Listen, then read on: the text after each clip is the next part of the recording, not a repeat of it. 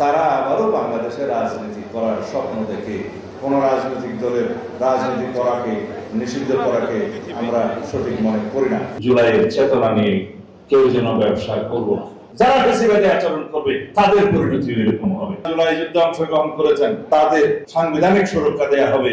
স্বাধীনতা অর্জন করা সহজ, কিন্তু স্বাধীনতা রক্ষা করা কঠিন। যে স্বাধীনতা, যে গণতন্ত্র অবরুদ্ধ থাকে, সেই দেশের স্বাধীনতা গণতন্ত্র পরাধীনতার শৃঙ্খলে থাকার মতোই থাকে। সুতরাং আমরা আর কখনো শৃঙ্খলিত হতে চাই না। আমাদের গণতন্ত্রকে আর কখনো স্বৈরাচারী শক্তি অবদমিত করে রাখবে, পদদলিত করতে পারবে, সেটা আমরা দিতে চাই না। সেই জন্যই আমরা সংবিধানের গণতান্ত্রিক সংস্কার করতে চাই, সংশোধন করতে চাই। যারা জুলাই যোদ্ধা আহত হয়েছে, শহীদ হয়েছে, যারা আহত হয়েছেন এবং যারা জুলাই যুদ্ধে অংশগ্রহণ করেছেন, তাদের সাংবিধানিক সুরক্ষা দেয়া হবে, আইনি সুরক্ষা দেয়া হবে, তাদের অন্যান্যভাবে সহায়তা করা হবে। এইগুলো আমাদের প্রতিশ্রুতি। জুলাই জাতীয় সনদের অঙ্গীকারনামায় লিপিবদ্ধ করা হয়েছে। আইনানুগ প্রক্রিয়ার মধ্য দিয়ে ফ্যাসিবাদী মাফিয়া সংগঠন আওয়ামী লীগের রাজনৈতিক ভাগ্য নির্ধারিত হোক। আমরা এক্সিকিউটিভ অর্ডারে, প্রশাসনিক আদেশে কোন রাজনৈতিক দলের রাজনীতি করাকে নিষিদ্ধ করাকে আমরা সঠিক মনে করি না। এটা জুডিশিয়াল প্রসেসের মধ্যে দিয়ে যেতে হবে, আইনানুগ প্রক্রিয়ার মধ্যে দিয়ে যেতে হবে, সেটা আমরা নিশ্চিত করতে চাই। জুলাই যোদ্ধাদেরকে তারা অপরাধী হিসেবে তকমা দিচ্ছে। তারা বলছে যে জঙ্গিবাদী তৎপরতার মধ্য দিয়ে তাদেরকে নাকি রাষ্ট্র ক্ষমতা থেকে সরিয়ে দেওয়া হয়েছে।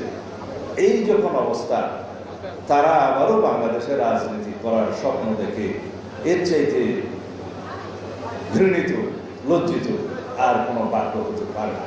জুলাইয়ের চেতনা নিয়ে কেউ যেন ব্যবসা করব না। আশা করি এই জুলাইয়ের চেতনাকে ব্যবহার করে কেউ কোনো রাজনৈতিক সংগঠন হিসেবে এই চেতনাকে ব্যবহার করব না।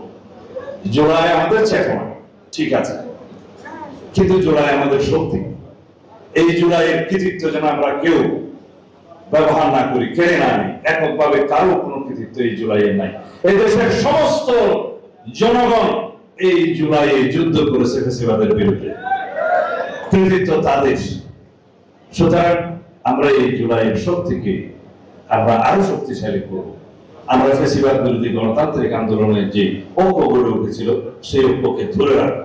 সেই ঐক্যকে আমরা ধরে রেখে সামনের দিকে আমরা সেই শহীদের প্রত্যাশিত গণতান্ত্রিক বাংলাদেশ বিনির্মাণ করব।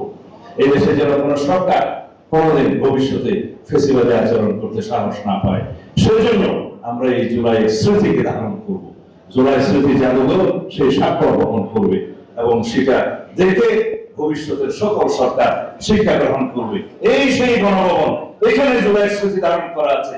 যারা ফ্যাসিবাদী আচরণ করবে তাদের পরিণতি এরকম হবে। সুতরাং আমরা তো, আমাদের বয়স হয়ে গিয়েছে, আমরা তোমাদের রেখে যাচ্ছি। তোমরা এই গণতন্ত্রকে এগিয়ে নিয়ে যাবে, বাংলাদেশকে বিনির্মাণ করবে।